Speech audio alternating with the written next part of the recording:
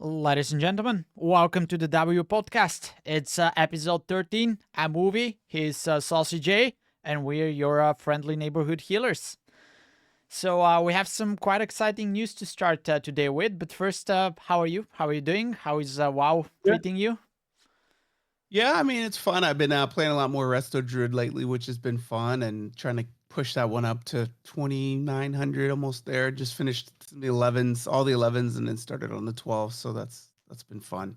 Resto Druid having fun. But yeah, WoW's been treating me good. How about yourself? I guess you're playing retail and you're not suffering on the PTR, but we are going to talk Nope. about that later. We're definitely gonna talk about that later, but let's start with some big news. We actually have a release date for the next patch, so 25th of February for NA, day later for EU, and this is when the patch is released. But the season 2, the raids, the Mythic Plus, that starts a week later. So I guess that's something to be excited for. And that also means that whatever you're doing in season 1 and whatever you're trying to achieve, that's your deadline. You know, if you want to Yep. get some kind of an achievement, some kind of mounts, you know, that's your timer ticking. There's an article on Wowhead that basically lists everything that's included into that list, including CE. And I guess one thing that I can mention is I'll be participating into the Race to World Last this year because we still haven't killed Queen. But yeah, How far are you? How's it going? we are at the cusp of conquering platform number 2, which I think Okay. is kind of like the hardest part, right? Mhm. Um, but then you know everybody says, "Oh, platform 3 is easy," and then phase 3 is easy. But I think it's still going to take some pulls, you know, some reps to get there. And I don't know if we're gonna have enough time, but at least I'm enjoying the prog. You know, it's the last boss. Cool. Yeah. It's fun. So Yeah. yeah. It's the world last. Yeah, yeah. That's It, funny. it is a thing though because they're actually like I don't know if there's like a official thing, but Max was from Liquid. He was like watching the Race to World Last on Ferrac, and he was like commenting and watching the streams. So it is actually like a small event, you know. That's funny. That's cool. Yeah. So I just hope that we're not gonna lose it, but we'll see. We'll see. We have a little bit time left. So on that note, I guess that is what we are going to be excited for. But then we also had a lot more announcements for what's going to come in patch 11.1 with all the changes. One thing that I want to come back to, we talked about this about the last in the last episode, but we talked about the new change where if you time all keys on a plus 12, your key is not going to deplete below 12 anymore. And then there's the same one for 13s, 14s, and it goes up and up. I did a little bit of research because some of you guys actually commented under the podcast in our YouTube channels and said, oh, who cares about that? Not many people are actually going to be affected by this. And I went into Rider.io, and currently, all people who have timed all 12s, this is only 2.5% of the player base. And that is a number, but I think it's actually smaller because that counts all the characters. And I'm pretty sure Mhm. that people who are like pushing title and are playing at the highest possible level of the game, they probably have multiple characters that have all 12s timed. So I think that this is actually correct. Very little people are going to be impacted by that. I think the impact is going to be very positive, but not many people are going to benefit. So how is the idea sounding to you if they actually implement that into lower key levels as well, so more people can actually taste some of that? I, my opinion may be very not well received, but look, I think that when there are achievements in the game that are tied to mounts, players try harder, and it's not incomprehensible that the player base below that 2.5% or whatever it was isn't capable. There was just no real big reward for doing so, right? There's no Except for point. just chasing IO. Yeah. So now that there's some cheese at the end of the stick hanging off the rope, I think players will strive to go there, and some of them may learn more about their class. Maybe some of them will try harder. Maybe they already know everything there is to know about their particular class and spec, but maybe it'll motivate them to try harder. And then once they've reached that precipice of, oh, I just cleared all the 12s, I got the achievement, and I have this, they may be more inclined to push higher now, especially because failed keys don't have so much of a stinging impact as they did last season. So I think more players will. I think that number is going to go up from 2.5% or whatever it was to a lot. I'm going to say it's going to more than double next season. That's my prediction. Yeah, yeah, and the reason for that is that the new achievement at 3K, 3000 IO, basically gives you a mount. And in order to get to 3K, you're kind of pretty much guaranteed to time all the 12s, right? You need all 12s and maybe 3 or 4 13s. So you can basically time some easy 13s and have 11s there, but the majority of people who get to that point, even if they decide to stop there, are going to have all 12s timed. So that is my hope as well. It's probably going to have a more positive effect on the community. People are going to be playing more. They're going to be pushing more. So yeah, maybe we'll see a positive change in all directions. It's going to be good for players into the higher level. It's going to be good for players in mid level, having like another step to push to look forward to. Yeah. And then I guess the only people that will be left out at this point are going to be outs and people who are just not doing tens and anything above that, because it's going to be quite hard for them to progress that high. Yep. Yep. I agree. All right. Well, that is from last week, but then we had a lot of announcements after that. So Blizzard came out, I think, with 2 different posts, and the first one basically it had a lot of class changes, but the main part is that all the tanks are getting damage increase buff. It is Yes. 20%, although for some classes it's actually 15. I saw a lot of angry brewmasters on the forum saying, "Why is our 15 and everybody else is 20?" And I guess they're right. Like I don't play brew. It definitely sounds unfair. But that is a fact. Tanks are now going to be doing a lot more damage, and I just want to say that this comes after the fact that there were rounds of nerfs on the different dungeons, reducing either the damage of the tank busters or removing tank busters completely. So that was like a breath of fresh air, something for the tanks to look forward to, class changes apart. And now they get this, right? They get 20% increased damage buff. I was on the PTR the other day. We had, obviously we have 3 DPS. 2 of them were pumping. One of them was lacking a little bit behind, and we had that DH tank that basically almost caught up on him and out DPS the DPS, right? Yep. And subject to tuning, maybe this will change, but it feels like that the tanks are now not only going to have their life being a little bit easier because of all the nerfs to how dungeons are going to be working, but they're also going to feel that they're like significantly contributing to the keys because now they're doing a lot of Mhm. damage. They can change, Yeah. like they can speed up the timer. So it's gonna feel very nice Yeah. in general. And I guess first that's a very positive thing to do, right? There's gonna be more tanks in LFG now. I think so. I think a couple things. It's kind of a bittersweet thing, right? Because when I think about Rep Pallies and I think about what's another one that does it? There's not Rep Pallies, Prop Pallies, and there's another one that even Warriors, right? Like they can use their rage for either ignore pain or they can use it for damage.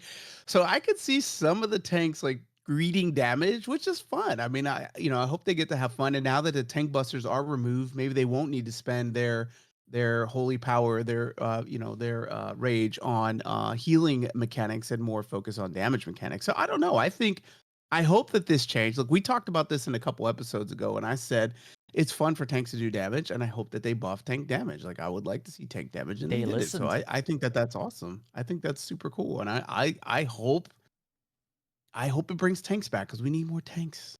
Yeah. And I guess I didn't think about it that much when you were talking about it, but I actually related back to the end of Shadowlands. And Shadowlands was pretty bad expansion in my eyes. Like there was not much to be enjoyed there. But one of the best times that I had in Shadowlands was at the very end where they basically unlocked all the covenants. So as a shaman, I Mhm. got access to Vesper Totem because I was stuck playing into a covenant, which was good for raid, but it Mhm. was not good for M plus, Mhm. right? So Yeah. I was spending my nights crying for that for like a year and a half.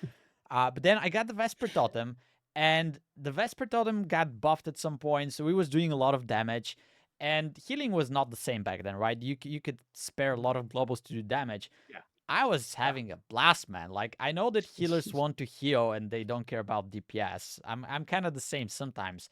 But I had a blast back then. Like, I would go into like some lower keys, find a tank that was not that good. I would out DPS the tank, and I was like, yeah, that's so cool. So doing damage was actually quite enjoyable, right? I know that that's not a sentiment that many people in the healing community share, but it's how I felt, and it felt really good to be able to go there as one of those roles that are not DPS roles and do DPS. And I think that, tanks are gonna feel the same in season 2 because now they do a lot of damage. Their life is Mhm. easier, and I'm very happy for that. I'm very happy for the tanks. I'll probably try to tank a little bit more now because it only makes sense. Hopefully, there's more tanks in LFG. But my only question here is, what about the healers, man? Where are the changes for the healers? What is going on? Yeah. I don't know. As far as damage or just in general? Just in general, because that post basically with the tanks and all the changes, I was hoping to Yeah. see a lot, for healers as well. Even if it's not like, hey, here's like 20% increased healing or something, But I was Yeah. hoping to see a lot. There's like, there's a little bit for rest to druid. There's nothing for preservation of, like the healers are not even here. Like they're not getting changes for healing in general, like for the classes. What's left for something that's more general that is actually going to change how healing works in general? Because correct me if I'm wrong, but there's a lot of sentiment that healing doesn't feel good lately, and I think we talked about this before, but the biggest part of that is that you're now healing, but you're also dependent on people using their defensives, using their group-wide Yeah. defensives, and in many situations, if they play correctly, it almost doesn't matter if you're there or not. So you're kind of in this role where you're kind of dependent on other people, so you were hoping, if not something for buffs, you were hoping at least for something that is going to make healing better. Maybe they're going to remove some of the defensives of people, or maybe they're going to let you do more damage or something, man. Like I wanted to see something, and then there was Yeah. nothing. And I saw Mhm. also a lot of comments like that on the forums, like, what is going on? Yeah. Why is nothing for healers? Yeah. So yeah, I mean, I don't know if I'm correct to feel in this way, but I almost feel like we're a little bit left out in this season. You guys go here, and then we'll see what we're gonna do next season, which is Well, gonna be we'll six say months this. ago. Yeah, here's my response to that. I think, having more damage, right? Having tanks do more damage and just, DPS is DPS, but when things die faster, it does require us to heal less, right? Like, yeah, they do big pulls, but there's a kind of a unintuitive uh benefit for healers when there's more damage going out because packs do die quicker. So I'm a big fan of the tank buff, and I think that that's a passive buff for healers, right? And then uh, yeah, I mean that's the only thing I could think of. I mean, would I love to see more stuff for healers? Of course, I'm a healer. You're a healer. So of course, we want to see some cool things like all healing increased by 20%. I mean, that'd be insane. But I don't know. I think they're looking at it like, look, things are gonna die quicker, so you won't have to heal as much. The thing is, we want to heal. That's the thing we do, and we do want to do. I like to do damage personally. I mean, I play all the classes that do damage. The Mistweaver is really fun right now. Druid with cat weaving is really fun. Obviously, Disc Priest is my favorite. I have 4 priests that are max level and geared. Like I like priest. That's for PvP mostly, but still, I have 4 of them. So it's fun to do damage for me as a healer, but I think that they like where healing is. Obviously, I mean, there were some really big changes to Discipline Priest. There were some changes to Resto Druid as far as how mastery works and things like that. So there was some changes. There were some changes with Mistweaver, but they weren't like humongous changes in general for any of the healers. It was except Disc Priest, I think, got some pretty significant changes, like atonement and things like that being removed. But outside of that, yeah, there wasn't a bunch. But I think that overall the tank changes both from the tank buster perspective and the damage increase is a buff for healers, technically speaking, especially because the tanks were kind of I mean, I vividly recall Awu talking about You know, like when he starts to get to 13s and 14s where he's like he can't even breathe. It's like you're holding your breath for every pack, for every boss. It's like if you don't push the button at the right time, you're wiping the group.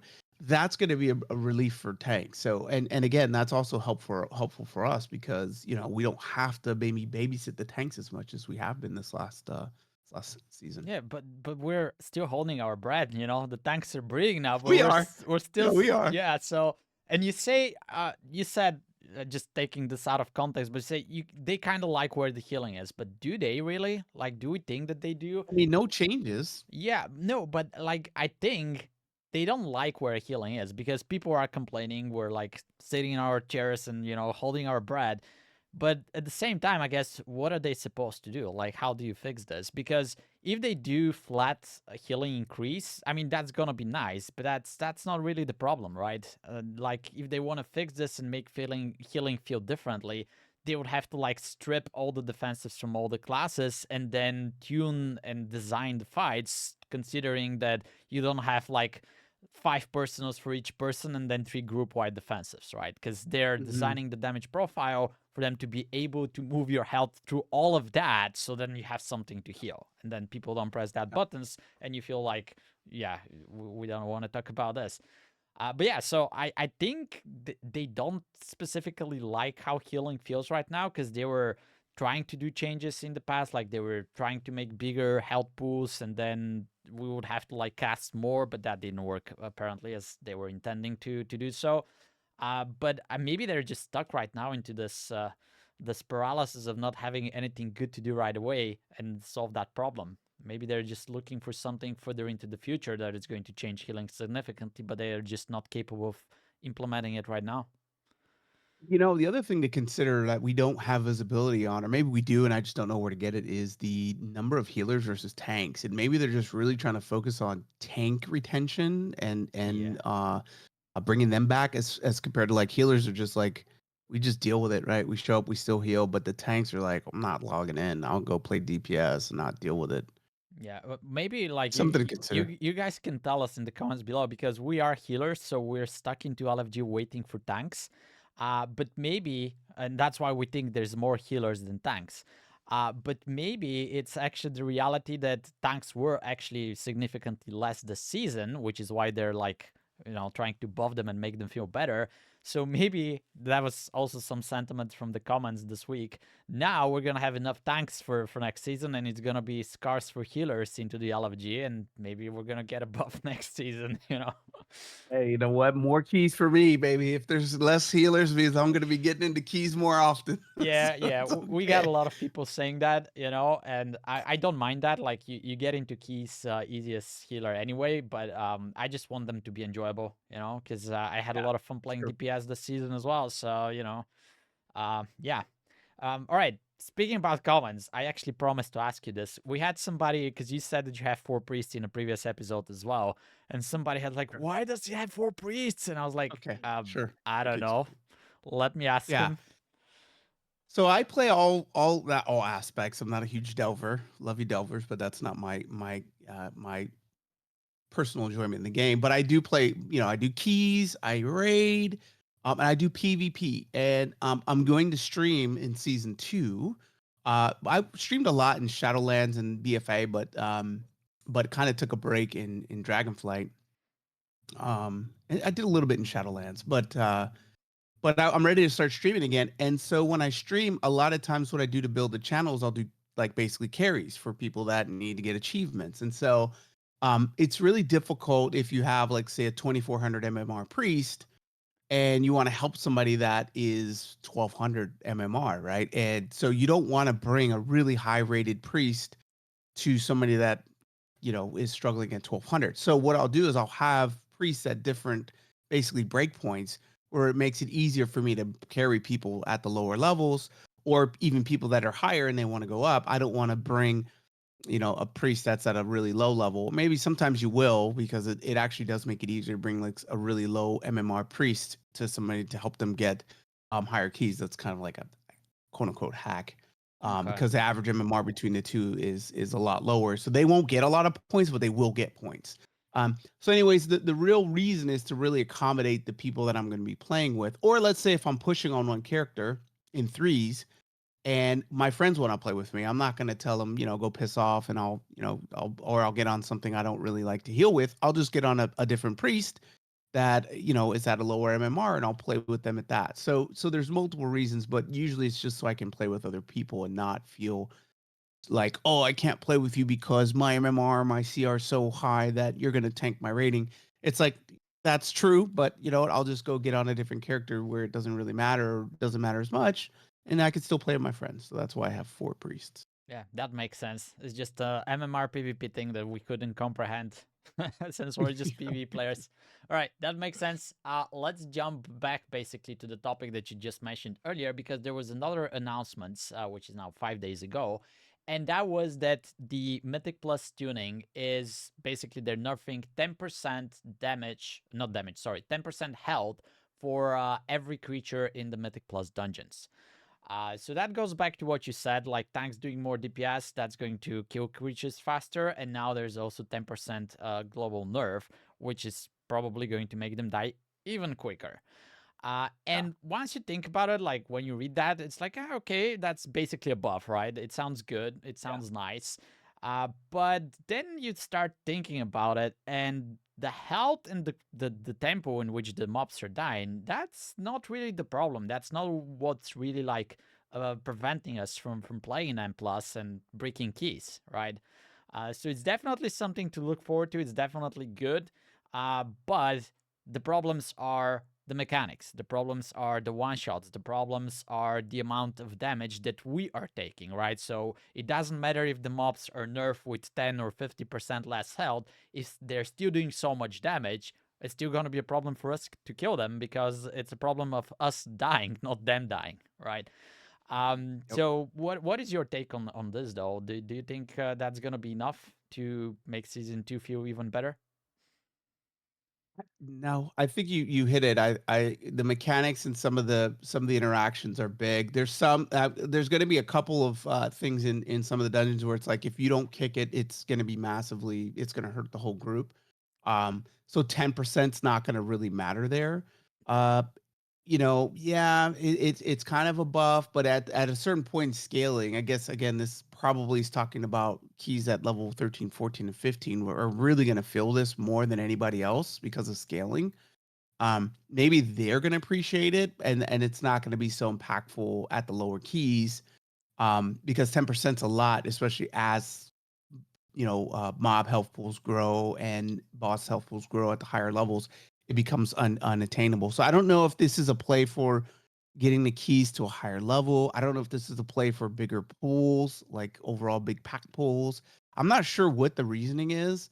I do think, it's less to kick, it's less mechanics to deal with, but it's only 10%. So I don't know. I don't know where they were going with this, honestly. I'm not sure what this is gonna it's not going to really help with some account. I don't know. I'm actually confused with it. I Yeah. think it's like, oh, we made a change and it's 10% health pool, yay! But I don't know that that's going to actually equate to better keys or Yeah, better experience rejoice, in the but dungeon. not really, because as I said, let's get to that part as well. I've been playing on the PTR for the last week whenever I managed to get some playtime, and things are not feeling better, even with the 10% nerf. Now I will note there are still things that are broken. For example, you cannot go into the or you cannot set your key to the Priory of the Sacred Flame because that scroll is still broken. So I got lucky into like when you go into the week, you basically get a new key that you can modify. And that was a priority key for me. So that's how I actually managed to get the priority key and play into that dungeon, but the scroll wouldn't work. And so I set my keystone level to plus 12, right? It's already priority of the sacred flame. We go in there, there's like a warrior, and he's like, why is nobody queuing for this dungeon? And like, dude, because you cannot set your key to this, but nobody Yeah. knows that, right? So I think they'll be missing some numbers there. Not to mention that the PTR realms just went down. So the first time I went into the prairie, we were just progressing to the first boss. All of a sudden, disconnect. Boom. The realms went off. They were off, I don't know, for like over a day, maybe even 2 days, right? So There was nothing on the forums at this time, so I'm checking, like, maybe there's a blue post, somebody's gonna say something when they're gonna be back. There was nothing. One day, magically log in, they're back up, you can start testing. I think this is when they announced the 10% global nerf or something like that, but that was also something that, like, didn't feel well. And then, with that 10% nerf, I went and progressed a Cinder Brew Brewery dungeon. We ended up with 52 deaths at the end, right? So we're not talking about timing, obviously, with 52 deaths. That's probably the timer by itself. We ended up with 52 deaths at the end with the nerf mobs. Then I managed to finish the Priory. Second boss, it's still a raid boss. The last boss, it still has those ads that just run up and kill everybody, you know, they just two-shot you. And the tank is like, what am I supposed to do? You know, I'm trying to get aggro, but there's like 2 waves or something. Priory took 72 deaths to finish. And then I finally managed to finish the all-time favorite dungeon, Dark Flame Cleft. You want to guess how many deaths that took? 90. I'll spare you the... Yeah, it took 90 deaths, right? So, yeah, I mean, they also, like, the second boss, the Kendo boss. So, my point for this boss is, like, once you go in there, it's so not intuitive what you're supposed to do, right? Because there's, like, candles on the side, and you need to be, like, either lighting them up with some of the mechanics or distinguishing them with some of the other mechanics. So let's say you kind of figure this one out. But if the tank goes away from the boss, if there's nothing in melee of the boss, he just explodes and kills everybody. Like, it's almost instant, right? They reduce the hitbox for that boss. So now the tank, if he just moves a little bit, everybody dies. And there's also tornadoes that push you away from the boss. So if he just gets caught from one of those tornadoes, the boss just explodes and everybody dies, right? So there's, like, so many things like that. The cart is still there where you're, like, throwing dynamite at the boss. Like, I don't know why is this supposed to be in Mythic Plus. And yeah, like, all of those things, they feel completely obnoxious. We talked about this last time. We don't know what the scaling in the PTR means, because you're obviously scaled to a certain item level and the dungeon is scaled to a certain item level. And my understanding from this situation was that because if you go into a different key level, that scaling level also changes. Your gear is a different item level. So I thought that you're supposed to be at the level at which you're basically supposed to be playing this once it goes live. Somebody on the forums posted we're like 20 item levels below what we're supposed to be, which didn't make sense to me because it feels like we're at maximum item level. If that's the case, maybe that's fine, because then the tuning is going to be correct when the season goes live, because we're not going to have this discrepancy of item levels. But yeah, like, what I'm trying to say right now is that the PTR feels extremely difficult, although I'm pugging there, but I'll be pugging when the season goes live too, right? So that's not going to change. And I still have, like, this hope inside of me that once it goes live, everything's gonna be fine because they'll figure out all the numbers and nothing's gonna be broken. But there's a little scare there. I don't know. Yeah, I gotta ask you one question. I mean, who are these people you play? How did you get a group to manage 52, 72, and 90 deaths without dispersing the team? All right, How did you pull that off? The 90 death Dark Flame, right? I had at least a dozen groups before that, which either didn't make it until the second boss or this is where they ended, because obviously you need to proc that and everybody needs to understand exactly how this works, right? Yeah. So there were a lot of people who quit.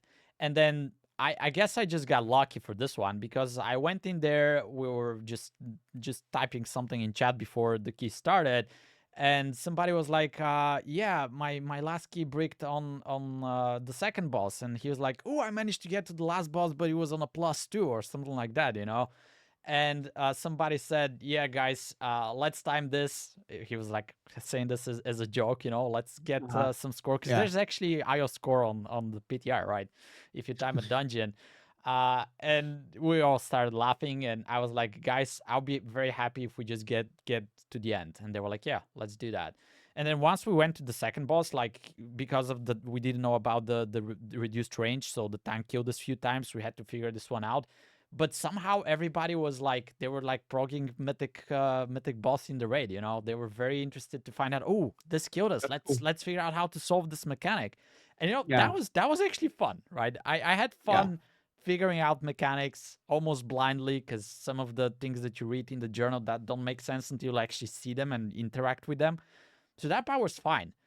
But what bothers me is that this is a Mythic Plus dungeon. This is a dungeon in Mhm. a timed environment. You're not supposed to be progging this as a Mythic raid boss, you know? That Yeah. was fun, but it's still a timer. And that is definitely not gonna happen once that key hits live servers and people wipe on this boss. Everybody left. That's what happened in the previous 10 groups that I was in there. Like, they didn't even make it to the boss. Somebody dies, he quits. And if we manage to get with all 5 people to the second boss, we wipe twice and everybody's leaving, right? So, Mhm. you know, that group, although like it sounds really bad, we had 90 deaths. That was the most fun I had on the PTR, right? But that was Yeah. one of many groups, and all the Sure. experience, like obviously that was not the experience that you want in M plus with those 90 deaths, and all the experiences before that was also dismal. So yeah, I know it's PTR. I know that I should take this with, you know, just be a little bit more humble about it. But I don't know. Mhm. It just, compared to previous PTRs, this one feels incredibly more difficult. That's that's that's amazing. You actually found 3 groups of people to do almost 200, actually more than 200 deaths, and Yeah, that's yeah. kudos to you guys for sticking it out. Yeah, there That's were many huge. other groups that were just 20 deaths, but this is where they ended, and that was probably before the first boss too. But yeah, this is the experience right now, and also like there's a shortage of tanks on the PTR as well. I think we mentioned this as well. Um, Mhm. I don't see an influx of new tanks because of that new buff. Hopefully that doesn't stay like that on the live keys, but we'll see. You know, we'll wait and see. I still have some hopium, but also I'm a little bit scared because most of the comments are kind of like negative, you know, from people who've been on the PTR, and the PTR improved. Like, they made changes. Some of the mechanics are nerfed. You know, there's like mobs with less health now. But since that initial scaling was so bad, like, people still have like bitter taste in their mouths, and you Yeah. know, this is what propagates forward. Like, they think that this is now bad, and once everything goes live, they will still be in that mindset. So I hope that that doesn't like diminish season 2 initially, and hopefully that they nail the tuning and everything is fine. Personally, I have huge hopium that everything is gonna be fine. I'm just scared that if they miss on the tuning, or people keep thinking that everything is gonna be bad, it's just gonna be bad at the end. Yeah.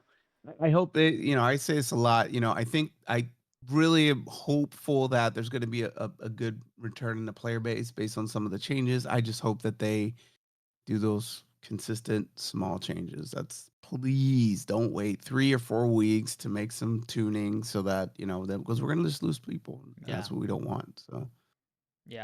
I curious what your take is on the if you've seen the visual clarity on PTR. Have you noticed much in that? They made some changes to like priest atonement healing. I think there was a couple of visual changes to kind of tone down the UI elements from other players. Yeah, I think like the biggest thing is, for example, elemental shamans or even enhancement shamans. Like, when they pop their stuff, everything you see on the screen is like a lava bursts and chain lightnings and things like that.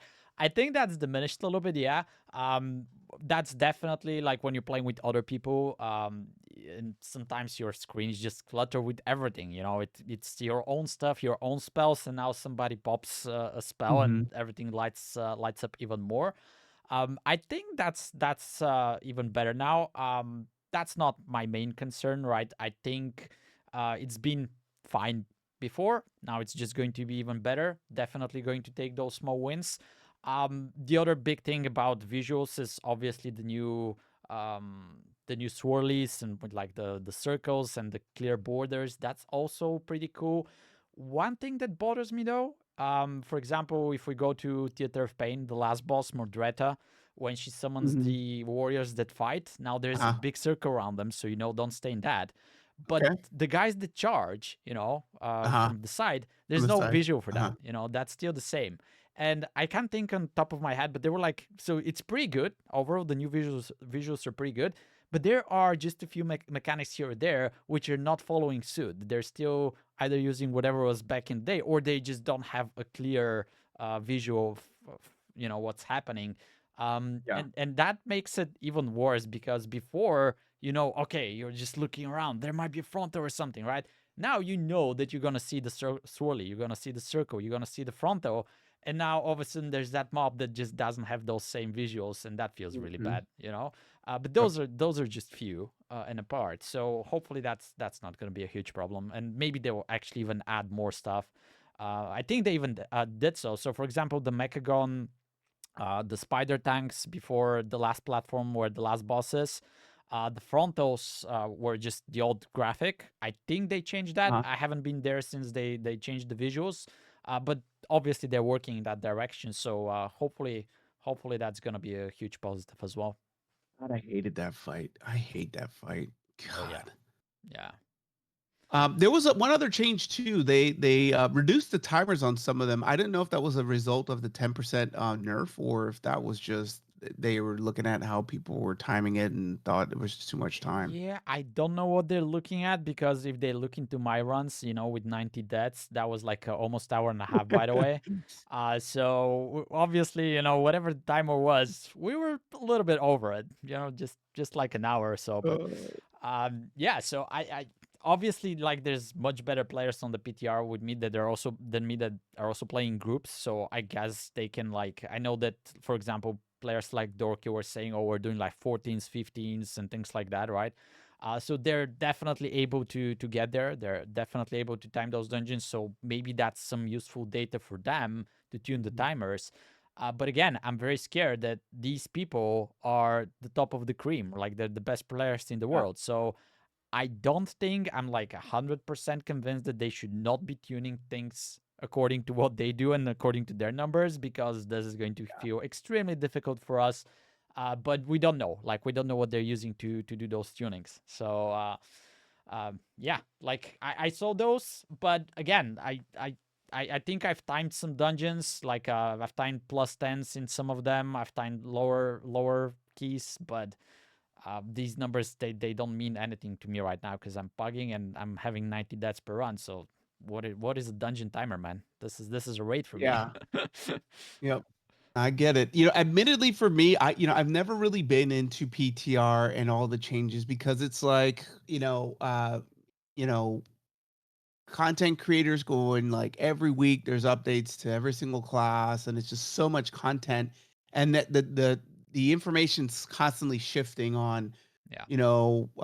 the different specs and things. So I've never really been into um in deep into PTR just because it's like it's moving. It's like with college football for me. I can't get into it because the players are different every single year, and I can't keep up. It's too much information for me.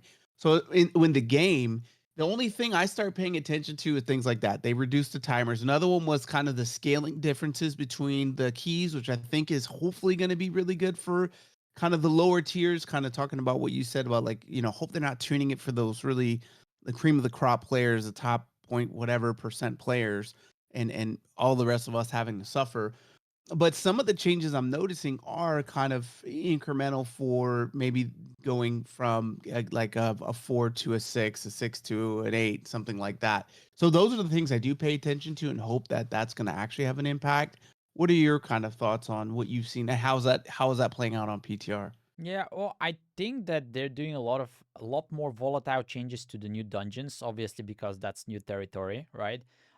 I will say that I think they nailed Operation Floodgate pretty early.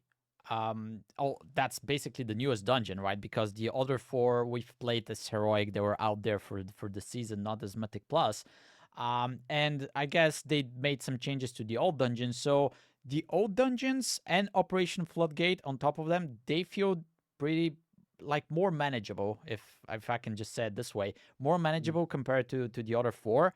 And again, like, the other four were still learning, so it's new mechanics. It's gonna get better as the season starts and people figure out strategies, routes, and be Mm-hmm. more effective in general. But for me right now, it just feels that there's a huge difference between the difficulty, and If I'm right, this is going to be a huge discrepancy between it's going to be like the Green Bateau and the Necrotic Quake, right? One is a plus 18, the other one is a plus 22 this season. So hopefully that's not Mhm. going to be there, because that's also going to affect that new depletion key achievements, because obviously you want to time everything in a plus 12 first. If Yeah. there's one dungeon that's times difficult and you can only get to a plus 10, that's going to feel really bad. But again, I really hope that everything's going to be better once they release it, because there's still time and there's still going to be tuning, I guess, that happens even after that. Yeah. Cool. Okay. Awesome. All right, so Um, enough yapping, I guess, for the changes. The main topic for today's episode, which is 40 minutes in already, but what we wanted to do for this episode was just rank season 1, and we're gonna rank mainly on the part of Mythic Plus and Raid, because this is what we do in general. But we can definitely talk about some of the other things that happened in that season as well. And let's see what is going to be the final rating for this season, and see if it's good, if it's bad, if it's somewhere in the middle, or anything like that. So let's start with Mythic Plus. I guess we can go around the table, talk about each of the dungeons, give a rank or a grade for each of the dungeons, and then what we can do is we can aggregate the average and see if it's 1 or 10, 10 being the best, 1 being the worst. So let's start with the list that we have on the screen. You want to go first for Mists? yeah, Mists. I like Mists. It's probably one of my favorites. It's on the easier side, I think. I like some of the pools are really fun, especially towards the end of the dungeon. Um, playing multiple healers. Everyone has their benefits in this dungeon. So I kind of enjoy this one. By itself, there's a couple places where it kind of struggled, and I didn't like the last boss. I don't like the spread, and sometimes as a healer, it can be a bit difficult with people being on opposite sides of the boss and really far away. So there's some challenges there, but I mean, overall, it's an easy go-to. There's some really cool trinkets out of there that came out of there this season. So I like Mist. I would probably rate Mist probably like a 6 for me. 6 out of 10? Yeah, 6 out of 10. Okay. Because you sounded more positive, and then 6 is kind of like the middle. Yeah, I mean, I'm lukewarm. There's so the double guardian pull was Yeah, always yeah, annoying for me. Sometimes tanks would be a bit too ambitious with like paying attention to cooldowns of the team when you like after you kill the second boss. yeah, yeah, You have those big those the flying guys with the big war like they would sometimes pull too much and not really pay attention to either my cooldowns or the DPS cooldowns, and that would last too long and people would die and we'd yeah, wipe, and inevitably somebody would forget the skip or like the checkpoint, and we'd have to run back. So sometimes that would be a bit painful. Um, that's not really the dungeon. That's just more of the player base. It's fun. I mean, I think like the puzzle is kind of interesting and unique. It gives some brain. You have to actually pay attention, and that part of it was fun. But yeah, I think for me it was like a 6. Okay.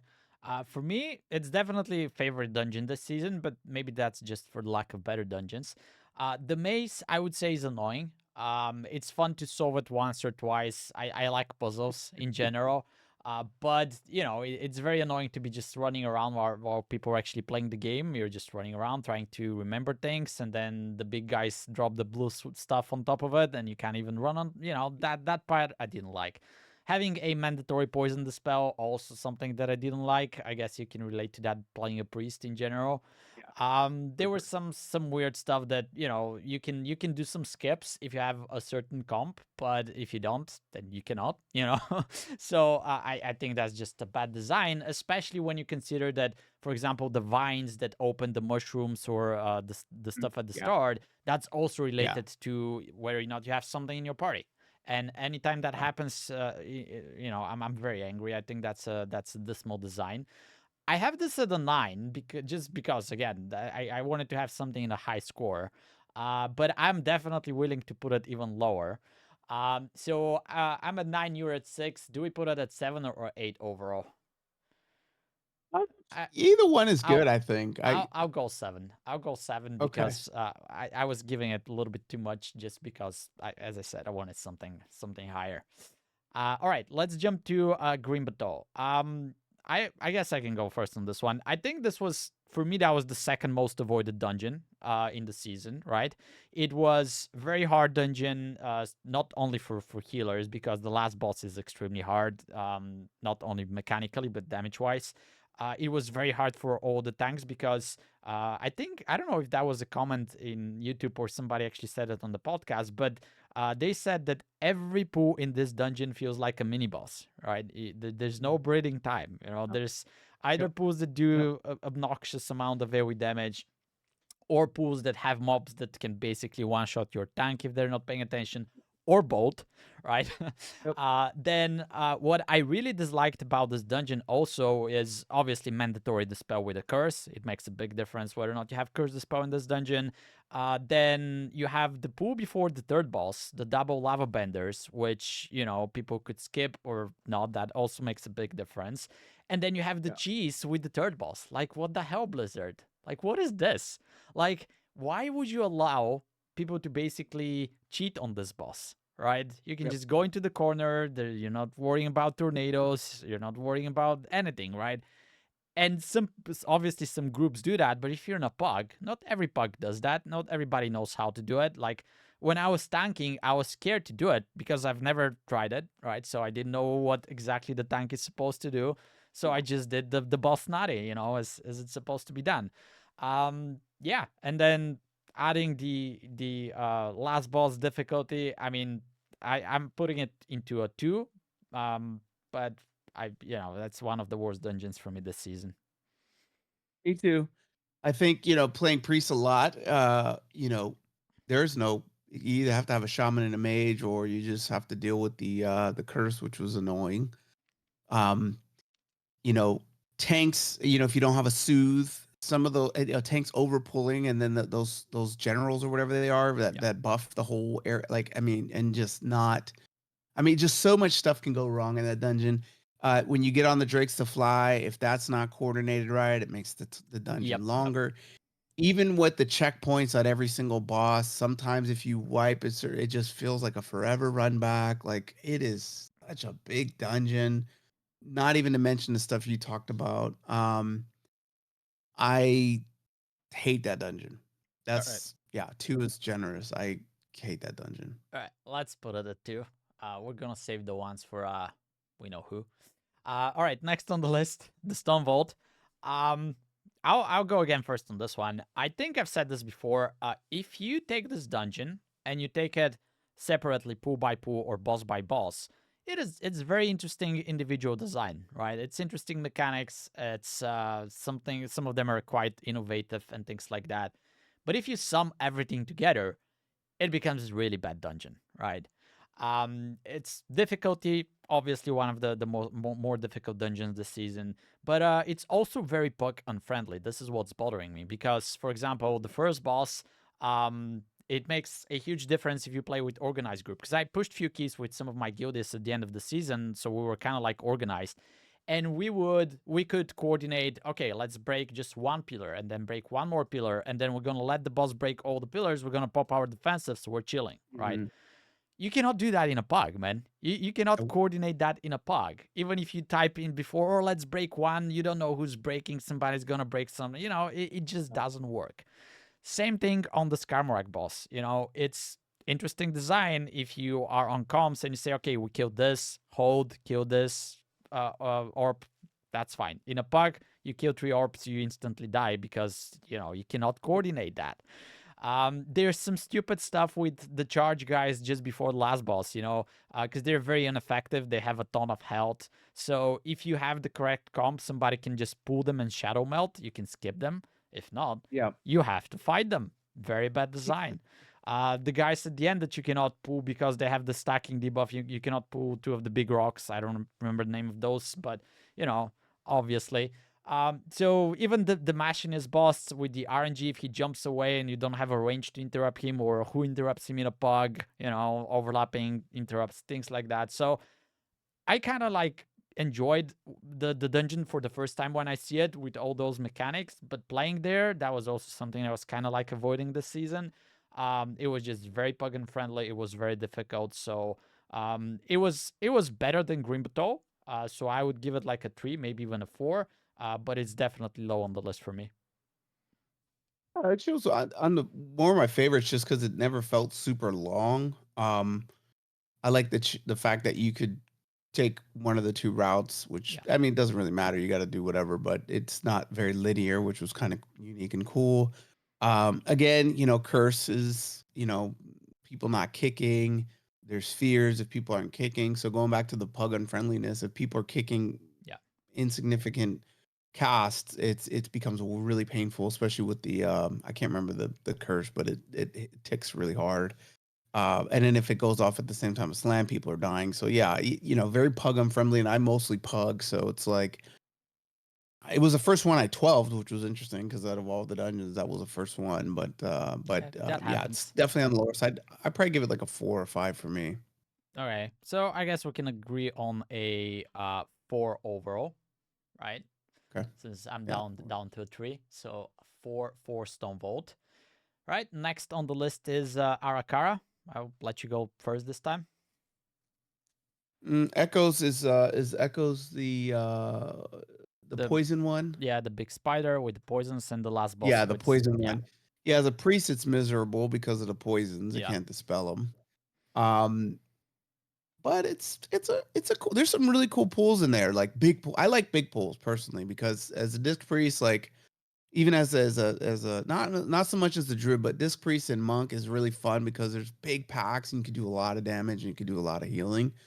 Um, so that part of it's fun. Um, there's some cool stuff on the second boss where you can avoid the charge on some of my characters. So there's some fun stuff. It's cool because there's only I think there's only 3 bosses in there, right? yeah. 3 bosses. Yeah. So that part of it's kind of nice. The last boss, oh man, the last boss with like people greeting or just like stealing each other's the pools so they can, Yeah. there's so much grief in that one actually. And the last boss is where it becomes a crazy. Um, Yeah, I mean it has its pluses and its minuses. I'm lukewarm on that one. I have probably more pain than pleasure out of that dungeon. I'm probably gonna give that one the same a 4 or 5 for me on that one. All right, I'll do you 4.5. All right, so for me, poison the spells obviously. Like even if you're have the poison the spells, that part didn't feel well in the trash and on the last boss as well. Um, some of the poke unfriendly stuff here as well. So for example, on the first boss, how you manage the ads. If you're in a coordinated group, you can just tank the boss next to the ads, CC them, kill them, right? If you're in a pug, you basically want the boss on the other end of the arena, so they actually have enough time to kill the ads. Managing that was extremely difficult. Managing the mini bosses also, because that also, like, I don't know if you played enough there, but if you have a priest, they can take that or Taylor, they can take that thing that stuns the mini bosses. So, for example, the second mini boss that does the huge AoE that basically one shots people that they don't use defensives on high keys. If you can coordinate that and stun it, then it's easy. If not, people just died. It's obnoxious. Can I interject here? I'm Yes. gonna admit something. I play how many priests? I didn't even know I could do that as a Yeah. priest. That is a huge fail. Yeah. So I- I- I'm very disappointed it's in not obvious, so it's those little things on the sides, like there's like dead spiders or something. This is how Yeah, they look yeah, I like, know what you're right? talking So about, but you, I've you never get I've it, never tried to you even get a click thing. it. I think it has like a small cast, and it says it's gonna stun a mob. But like if you read it, because I took it a few times, and I was like, who the hell cares, man? Like I don't want to, like, I can stun a spider, I can stun it with my war stomp or something as well. But it doesn't tell you that it actually stuns the mini bosses, right? So Mm. it's also something it's part of like the dungeon design, but it's not intuitive. It's not obvious what you're supposed to do with that, Didn't know So that. that's a Yeah. minus, right? And then yeah, the last boss is also very plugin friendly for the reasons that you mentioned, stealing pools, and then actually managing the spells and how you're dealing with these things, how you're stacking even, because obviously you Yeah. can get out of range of a Provisioning. healer. Yeah, all of Yeah. those things. It was a 3 dungeon boss, so that's a plus. I have it as at a 7. Obviously, it's not gonna be Oh, one of my all-time favorites, but I didn't mind going there, right? I definitely didn't like going there, especially if I was on a melee healer, because the last boss is even more annoying if you're melee yeah. and you're heavy melee. But Mm-hmm. that was one of the dungeons that I didn't mind in general. That's why I gave it a 7. So you had it at 4 or 5. So do we do a 5 or a 6 overall? I think 6 is good. Yeah, I think 6 6 is good. All right, is let's yeah, put this into reasonable. a 6. All right, Dawnbreaker. Do you want to go first, or you want me to? I like Dawnbreaker. Yeah, I'll go first. I mean, with the exception of the weird bugs like on the boat and like having a 2-inch uh piece of wood give you line of sight to your enemies or your friends, that part of it was super annoying. The fact that that still exists now is insane to me that they wouldn't fix that. Yeah. Quite annoying. But I like the flying around. I like the first boss. I There's a lot in that dungeon that I like. um, it's probably one of my favorites. I will say I'm always super I'm talking about the meta route that most people do. The third mini boss with the orb and like the dot is always, especially once you get higher in the keys, like 12s and 13s, is always like I'm holding my breath that whole little hallway section. After that, it's fun. I like the mini boss on the boat right before the last boss. I like the last boss. It's probably one of my favorite dungeons. I'd probably give that one an 8 for me. Okay. I will say that this would have been my all-time favorite in this season, but the things that diminish it is definitely the bugs, right? There were so many bugs, and some of them still happen. Like last week, I fell through the boat, right? So it's still there. It's still not working. There were many other bugs. Some of them were fixed. Some were not. So this just takes so many points away from it because it's just unacceptable, man. You go in and the key's bricked, not because you did something wrong, but because the Mhm. dungeon didn't want you to time it right. Yeah. And it's fine. Okay, I mean, it's not fine to release something like that and then say, "Oh, we fixed the bugs." Even that's not fine. But the fact that they're still there and still happening, that's beyond unacceptable, right? So, Insane. Yeah. yeah. And then the flying part, I'm actually not a fan of the flying part because that's kind of pug unfriendly as well, you know, because you're flying around, you're pinging, but you don't know where you're landing Mhm. and stuff like that. Mhm. I will say though that there's a huge plus of that flying part, and that is if you die, you can get back to where you were very quickly. So this is kind of what we're Yeah. asking for. If you die, don't spam me at the beginning of the dungeon, so I have to Yeah. run for 3 minutes. So this they did very well, right? That's a huge plus. Although I hope that there's no more dungeons where you're allowed to fly, right? I didn't like Knockout Yeah. Offensive. I don't like Dawnbreaker for that reason. But at least that part was beneficial. I have it at 7, so I'm fine putting it into an 8 as well. As an Yeah, overall. one more thing I want to touch on that though. There's something that you mentioned in PTR and that Dawnbreaker does too that I don't like is the unlimited damage range on some of the mobs. They need to remove that. There should be a limit on Yeah. how far a mini boss or mob's damage should be able to go. Because like to your point, like if you die on that little part I was talking about holding your breath and you fly back, you can die on your way back before you even get there if the Yeah. AoE pulse hits you, which is kind of ridiculous. Yeah, I've been there, done that. I guess they have the range a little bit bigger because they don't want you to like Z axis that, Use like it? get on top of the Okay. house, for example, or something.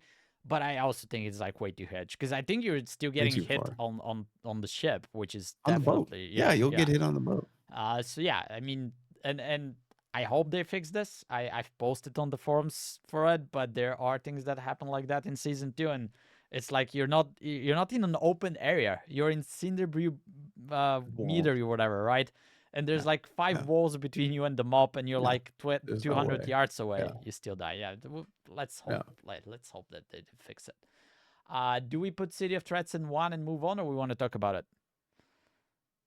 Um, I yeah. There's probably somebody that loves it, so we should just talk about it. I hate the dungeon. I hate it. It's probably worse than Grim Batol. Um, yeah.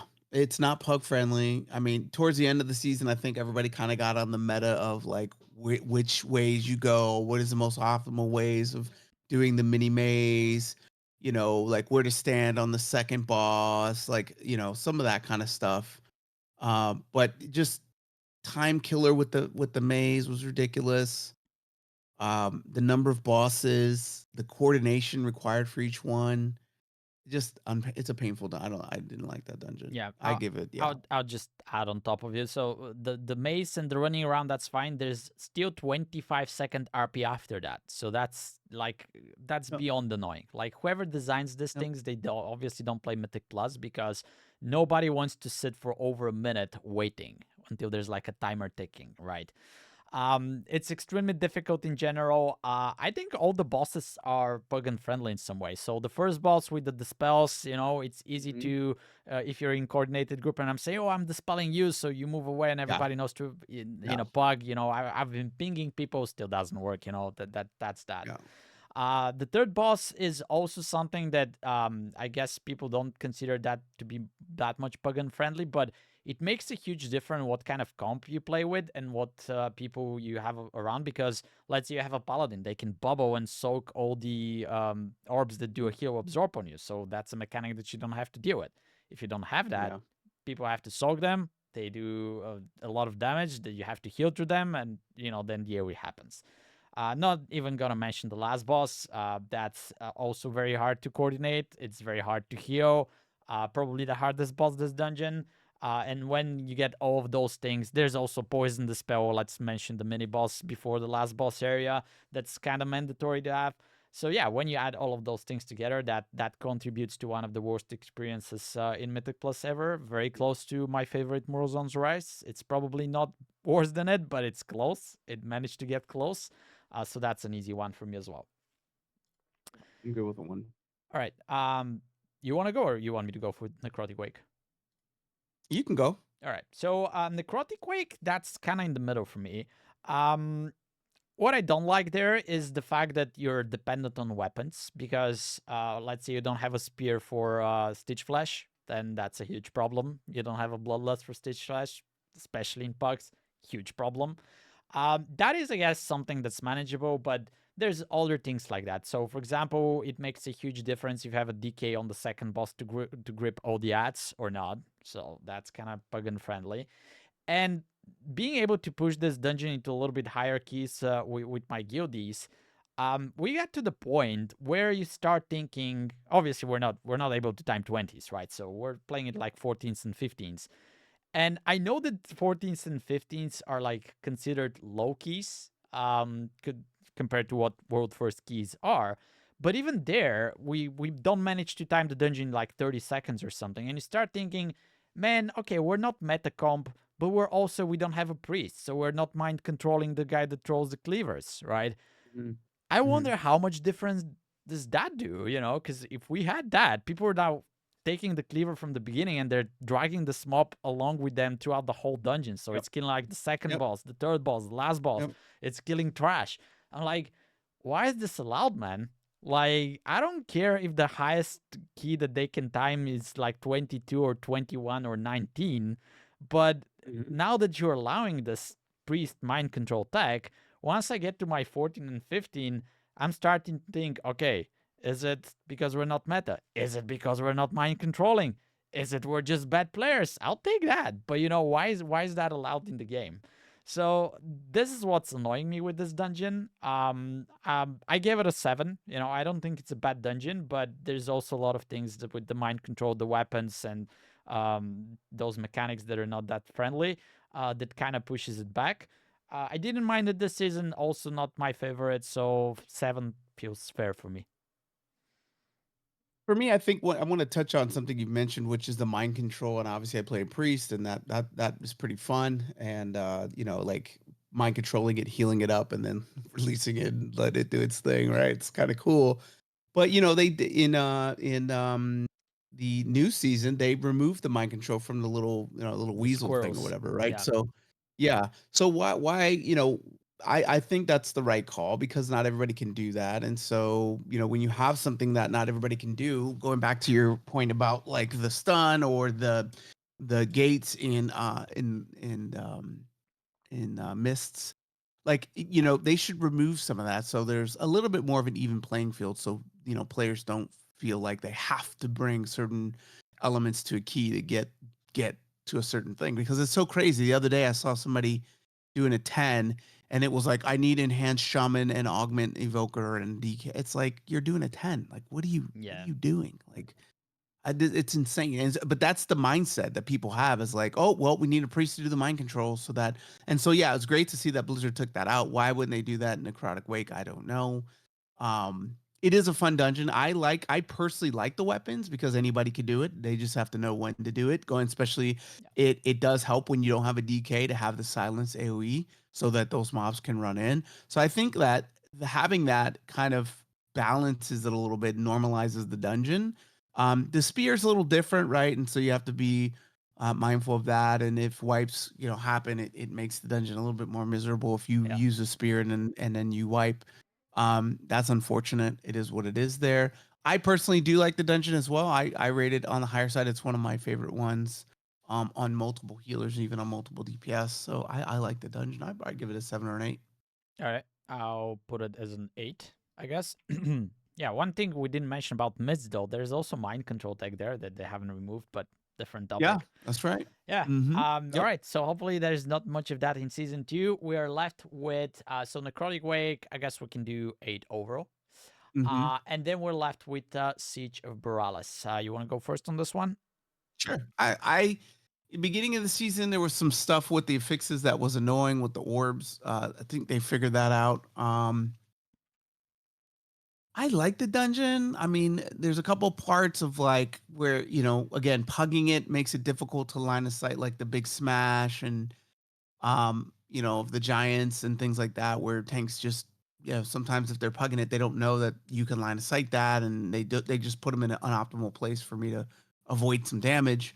That's kind of annoying, but that's not necessarily the dungeon as much as it is knowledge of the dungeon. Um, the big pack as a priest being able to mind through them and just pull other packs so we can avoid the targeted shots. I think that was fun as a priest, but again, not everybody can do that, so it's unfortunate. Um, the double dispel at the end is annoying, and I always made sure that if I ran the key, I either had like a warlock that could help with the dispels, Yeah. or someone else that could help with the dispel, because having to dispel that twice can be kind of annoying. Um, you pray it goes on the tank because the tank can usually handle the damage, but man, it's annoying. So overall, I would say it's for me like a 4.5. I gotta go with a 4.5 on All that right. one. 4.5 sounds fair.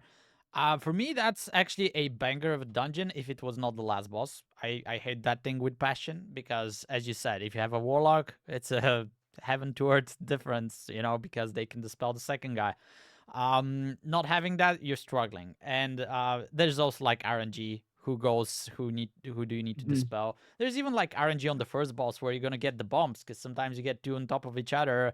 Sometimes Yeah. you get one on the other end. Yeah, there's some RNG, there's some bug and friendliness.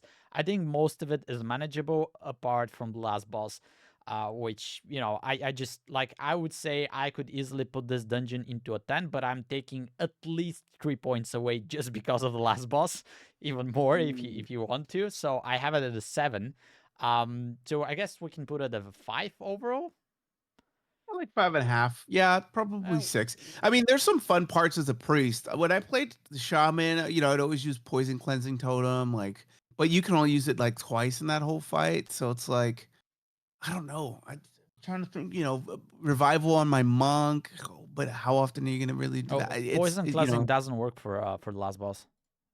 Oh, I thought it did. No, revival is 3-minute cooldown. Mass dispel works, and then warlock. Master spell does Yeah, work. and Yeah, then if you have a yeah. We monk, bring a they can. warlock. I played warlock, and Yeah, healers love me on that one. I yeah. always got an invite on Monk can warlock to see the diffuse and pro. like if you have immunity, but like that it's not like you. What happened to like bring the player, not the class? Yeah, Yeah. exactly. Yeah, All right. yeah. I don't know. Maybe a 6. I think 6 is okay.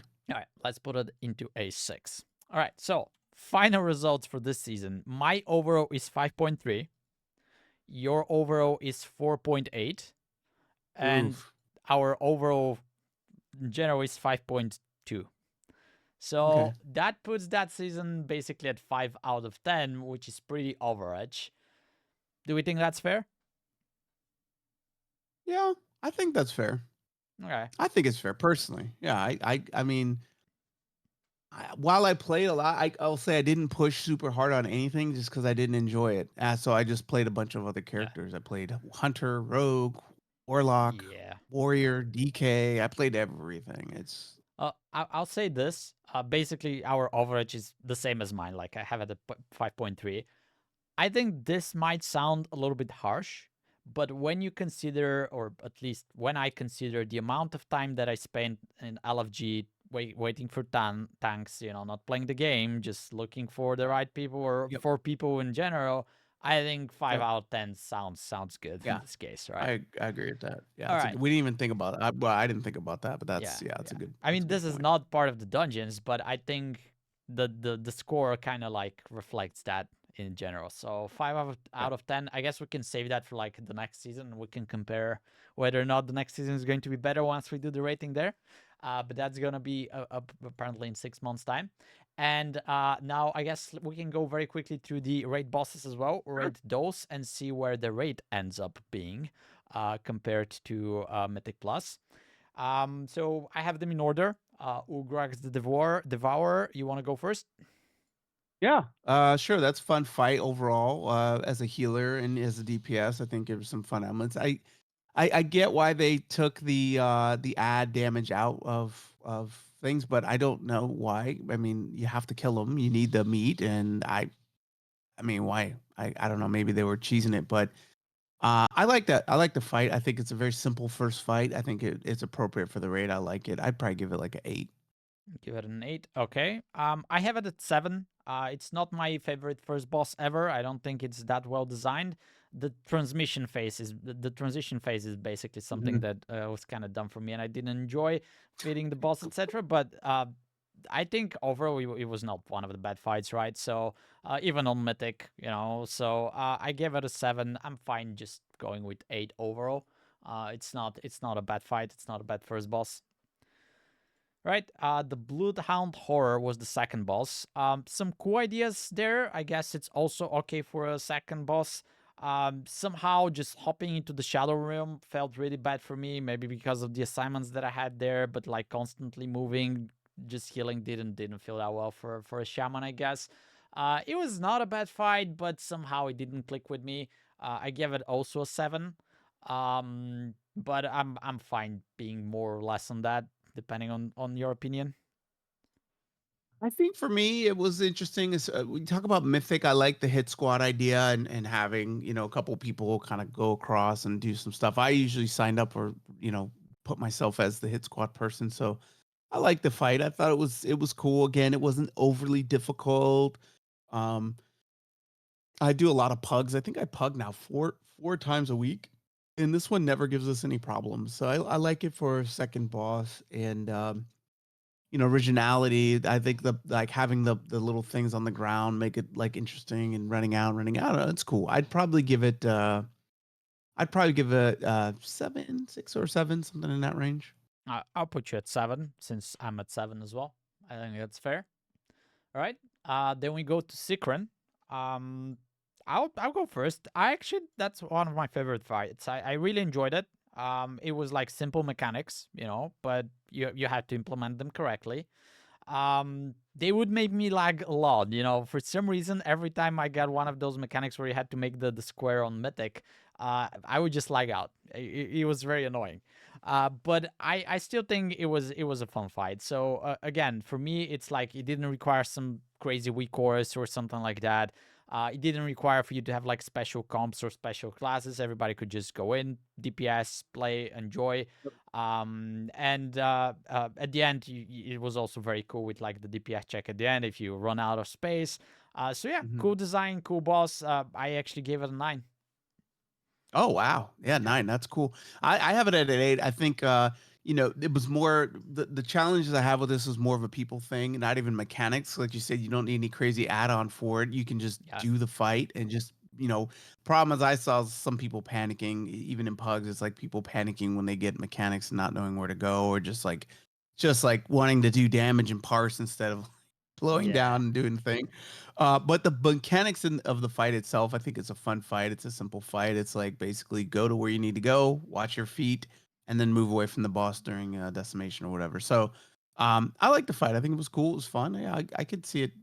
Yeah, for me, 7, 8. I think 8 is probably a fair Yeah, one it for is that fair. one. I'll just say that, yeah, it's simple, but on Mythic you have to make basically a square with the 4 people to get marked, and we had some pretty fun memes in our guild of pictures of square and what actually happened in the fight, which was Yeah, some kind exactly. of Yep. different shape. Like we invented Yeah. some new Yeah. shapes and new geometry, but that's a different topic. Right. All right. Let's jump into Rashanan. I think that was your favorite fight, right? Or one of your favorite fights, or am I mistaken? It's definitely not my favorite, but it is up there. I like the fact that if you just, I mean, almost every fight after Sikrin or at Sikrin and after is basically, look, if you prioritize mechanics over your damage and trying to parse, you can kill these things. I mean, it Yeah. really is like focus on what your job is, and you kill the boss, right? Um, no RNG and things like that. It's just do your mechanic. So Randy's one of those fights where it's like get the mechanic, do what you're supposed to do, and boss dies. So I like it. I think it's a longer on the side of fights, maybe. Yeah. But it's fun. I like the movement. It's a huge platform. There's a lot of healing, which is fun. There's crowd control for the ads. There's movement for the lines. There's don't pop all the webs. A lot of mechanics, but if you just, you're never really getting more than, like 3 mechanics per platform, and it's repeatable. So it's not a very difficult fight. And it's fun. I like it. I give Randy probably an 8 for me. Give it an 8. Okay. Um, for me, it was somewhere in the middle. Like, I enjoyed the mechanics. I enjoyed playing it. I enjoyed progging it because we actually progged it. Like, we didn't one shot it. We spent a few nights on it actually. I guess I didn't like some of the RNG and like running around. And there was some, for example, like when the boss lands on a new position, there's like puddles in front of them, and Yeah. sometimes they would despawn, Mhm. sometimes they wouldn't, and like Yeah. what it was Mhm. not consistent at all. So there were some little annoying things like that. But overall, I think it was interesting design. Um, I gave it like a 5 or a 6. But it could have been probably a little bit higher because I kind of enjoyed progging it. It just somehow it didn't feel right for me. It just didn't feel good at the end. But it was definitely one of the bad fights. So what did you say? You said 8. So if I say 6, I guess we can agree on a 7. Sure. Sounds good. All right. So that's that. Next we have Blood Twister Ovinax. Brute Twister, I didn't do Mythic, so I don't have any pulls Mythic. On Heroic, I think it was a cool fight. I mean, as long as people are popping the eggs properly and killing the ads and again doing mechanics properly. Um Is it a fun fight? I mean, I think about the damage, and when there's a lot of damage, I like that as a healer, so I enjoy that fight because there's a lot of big AoE damage that happens there. Even as a holy priest, it was fun. Halo does a lot of healing there, does some damage on the ads. So, from a priest standpoint, it was good. Same with monk, same with druid, just a lot of damage, AoE ticking damage throughout the fight that was predictable, and so I enjoy that because it's a lot of healing. So from a healer, I enjoyed it. Overall mechanics of the fight, I think was interesting. Um, Obviously, when you talk about Mythic, there's a bunch of challenges when it comes to weak ores and things like that, and coordinating with deadly boss mobs or big wigs and making sure everybody's on the same page. And like all the coordination required there, I think is a huge downfall. So, but I'll let you talk about that because you actually progged it. I was kind of on the bench and assisting on the side for this one. I wasn't in there, so I'll let you talk about that. Yeah, well, I would usually get to the middle of the mythic bosses, so that means that I haven't procced many of the last mythic bosses in the raids. So maybe that's why. But that was the worst experience I ever had in a raid, man. We spent 2 nights just staring at the screen, trying to figure out which chorus, trying to coordinate. Then a new person comes, and we have to do the same for them. So that was the worst experience ever. And then it was like a week or a hell. There was a lot of lag for it. I think overall they had some pretty good ideas and cool mechanics. But even like the way that they implemented the fight, they could have made it so much easier in terms of using weak auras. We've talked about this before, but on Mythic you have two people that are supposed to pop each of the acts, so you could just have some kind of a coloring so everybody knows where to go, instead of having weak auras that are basically arranging the whole fight for you, etc. Like the idea was cool, popping ads, managing ads, then you run out of space at the end, but the implementation was obnoxious. So I didn't want to give it 1, I gave it a 2. And I think if the weak auras and all the requirements this fight had were not there, that could have been like an easy like a 7 or 8 for me. But after everything I've been through, it's just a 2. Yeah, I'll concur with that just because seeing the guild go through that pain and killing it ultimately, but struggling with Yeah, the add-ons instead of the boss. I mean, struggling with the boss because of add-ons and weak ores. Yeah, I it's not a agree. I good think thing. that's 2. All right, so 2 on this one. Let me update my list. Next, we have Princess Kaiveza, and I'll start on this one. I actually have this at a 10. Like, I enjoy this fight a lot.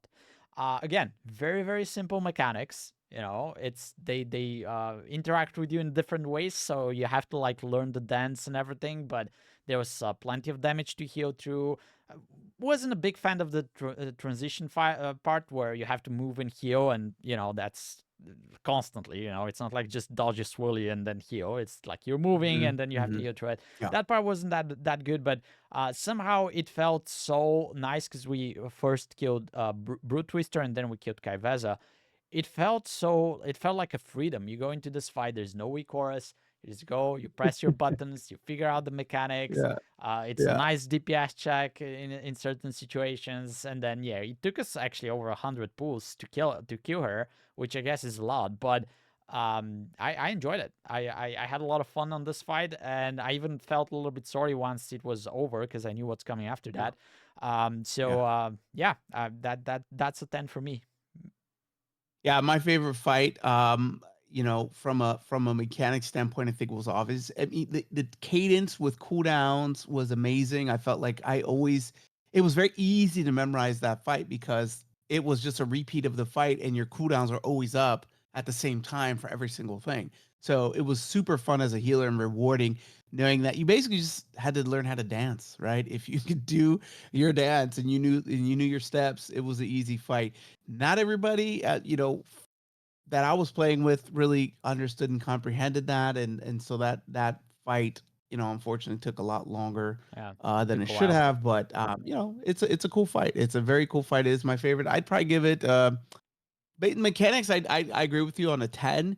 Um, the community and the people, I'd have to bump it down a little bit because there wasn't Yeah, really a lot of coordination. I think the I will tanks agree. had the difficult job in that fight, right? As far as like reliance on the people that had Yeah. mechanics going to the proper place, and then the tanks just having to pay attention to masks and making sure they're putting in the right spot was probably the most difficult thing in that fight. I give it a 9. I think it was an awesome fight overall. All right. I will agree of not being at the 10 overall, so I'll just knock it down with you there. Give it a 9 as well. Next we have the Silken Cord.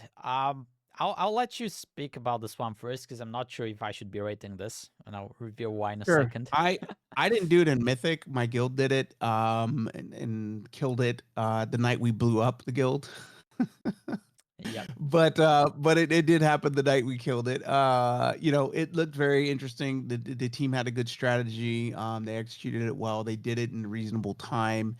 A lot of movement with the different colors and not blowing up your friends. But I didn't do it Mythic, so I can't really talk about it. On Heroic, I think it was very straightforward. It was a fun fight. It was very easy. Mythic's a different one. So for me, from a Heroic standpoint, actually as a player, I'd probably give it. I enjoyed the fight. So for me, it's like a 7.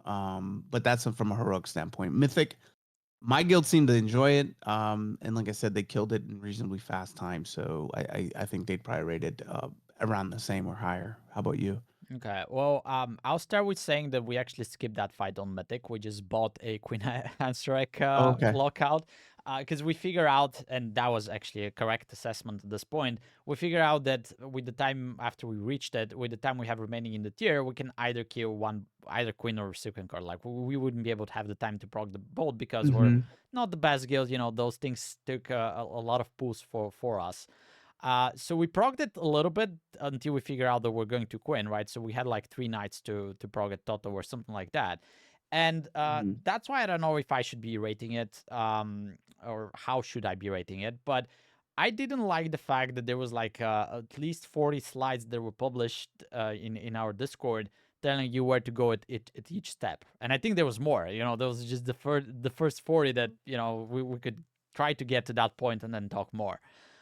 So that didn't feel nice. Like it just felt like a dance. Like it felt like it doesn't matter what you're doing. You just need to be moving correctly and being at the correct places at the correct times. Mm-hmm. Obviously, I guess there's like a DPS check at the end or something like that, but all of that was basically irrelevant in the beginning.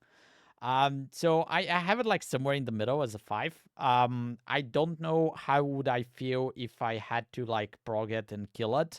I don't think the score would go up. Maybe it would go down. But yeah, that's just how I feel. And again, maybe I should not be rating that fight, but it is what it I is. mean, you've done a heroic, so I mean, you could maybe talk about some of the Yeah, I mean, heroics, the right? heroic is just you prog it for one night into like the beginning of the Sure. tier, and then it's done. So, Yeah.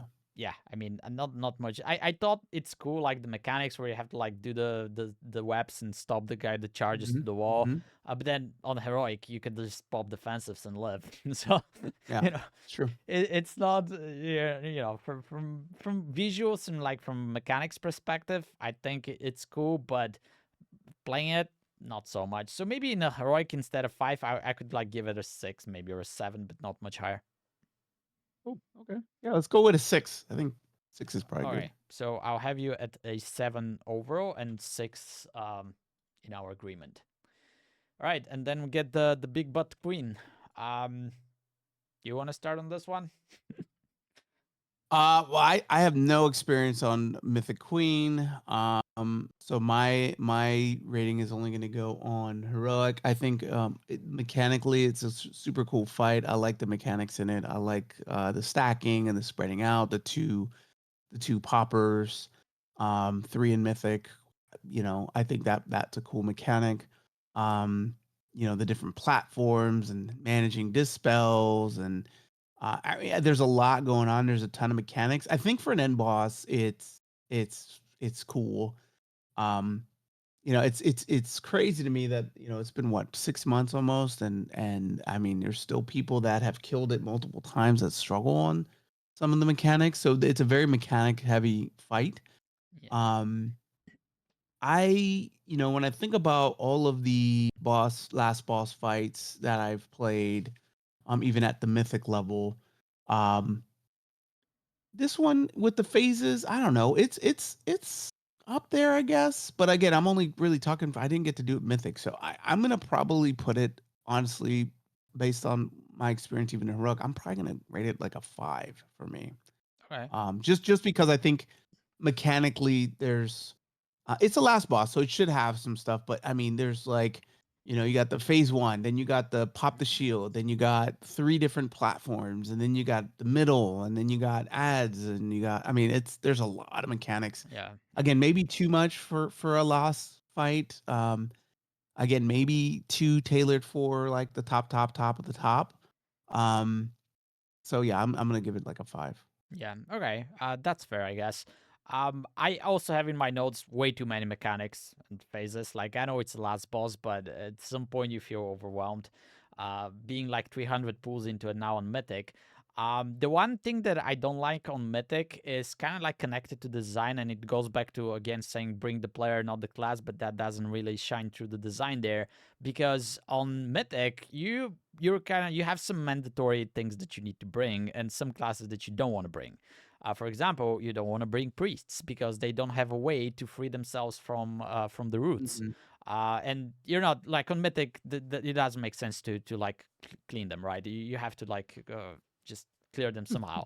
So that means that you either need to bring like a lot of paladins or monks to like free your Mhm, priests, or you don't bring the mhm. priests. And I think there's other classes like priests, like DHs cannot free themselves every time and things like that. And then if you're a shaman, for example, you have this 1 minute spirit walk Mhm. skill that can free you. But these things happen more often. So now you need to bring evokers for, I think it's called the time spiral, is the thing that reduces the cooldown of your last used movement ability. Movement. So in Yeah. order for you as a different class, and that's not only shamans, there's different classes like that too. In order for you to be able to use your ability every time, you need to have that evoker who's going to be using that skill in a particular time. So I mean, okay, cool design. You want to make all 20 people work like a machine, that's fine. But I don't like the design because, we struggled, not on this fight in particular, but we struggled with some other fights where we didn't have a specific class or specific buff or something like that. And that felt exactly the Yeah. same. Even, like I told you guys, that I play with one of the best priests in the world. Turns out he has a shaman, so we tried with him, like he's always top of the healing, etc. But he needs those freedoms. He needs, and we have 3 priests, right? So we're kind of screwed. We have 2 holy priests and we have a shadow priest. So at some point he was just like, okay, I'm switching to my shaman. He's still beating everyone on healing, but he actually abandoned his class. And I'm telling you, this guy exists to play holy priest in raid. This is all he does in the game. He has like 5 different holy priests and he raids in different guilds on Mythic, with the holy priest, right? So he was like, yeah, screw this. I'm gonna play shaman on this fight because it's not designed for priests. So I like, in my eyes, that speaks a lot. Like, this is one of the best priests in the world, and he's like, I'm gonna play a different class just to make it easier. And again, what happened to bring the player, not the class? I mean, it doesn't shine through. So for that reason alone, I'm bringing it down a little bit. I also have it. I have it like a 4 or 5. I'm gonna agree on a 5 on this one. If those design things were not there and maybe like a little bit less mechanics, that could definitely be like a banger of a fight. But yeah, I'll probably also feel different if we kill it compared to not, which is not clear if it's gonna happen or not. But it is what it is. All right, so All right. we stuck it into a 5 over here. That's gonna be our final list. And just to shout out the results, my overall is 6.2. Your overall is 6.7, and in between us we have 6.5, basically. Yeah. So I enjoyed the raid. yeah, it's, I mean, it says it's higher than Mythic Plus for sure. yeah, with almost point and a half. Yeah. Mhm. It is above average, right? 6.5 out of 10, I Yeah. guess. It's not a banger of a rate. And I think that's kind of fair because there's 2 things that diminish this rate and make it look bad. First, those are fights definitely blood twister. This is something that brings the score down by a lot. And then fights like Silken Court and Anshrek, which also didn't have Yeah. high scores. And Yep. then I guess Yep. the difficulty curve of the raid is also something to consider because even Rashinan was hard for us. Okay, let's say the first 3 bosses are easy. Even Rashinan could be considered easy, but then the rest of the bosses took a lot of pulls, a lot of knights, a lot of effort to kill. Yeah. And that's not just for my guild. I think that's a sentiment that goes around the community Yep. as well. So it was a very, very difficult raid. And I think it would have been enjoyed much more if it was a little bit easier overall, especially some of the bosses. And it didn't have things like Brute Twister and Yeah. so forth. Yeah. So I think it had a potential to be much higher, but maybe 6.5 is fair at the end. Yeah. I agree. Yep. All right. So I guess we can end it here for this episode of the W podcast. Check out the links below to follow the podcast. We are now on Spotify as well. So you can check and listen to us on Spotify if you don't like YouTube for whatever reason, which I guess there's people like that. I mean, there's people who like City of Threats. So there's maybe people who hate YouTube. You never know. Like Brute Twister? I don't think Yeah, anyone like yeah. Brute Twister. Oh, I bet you there's gonna be at least 2 people in the comments by next week that they're gonna say that was a cool fight. I liked it. I mean, Yeah. there's gonna be some warriors that were doing AoE there and enjoyed it, right? Oh So, yeah, of course. so, Yeah. All right. For sure. All right, guys. We're gonna see you on the next episode. We're Thanks, gonna try everybody. to schedule and talk about the healers and what's gonna be good or bad going into the next season. But that's gonna be next time. So now it's bye and take care. Later.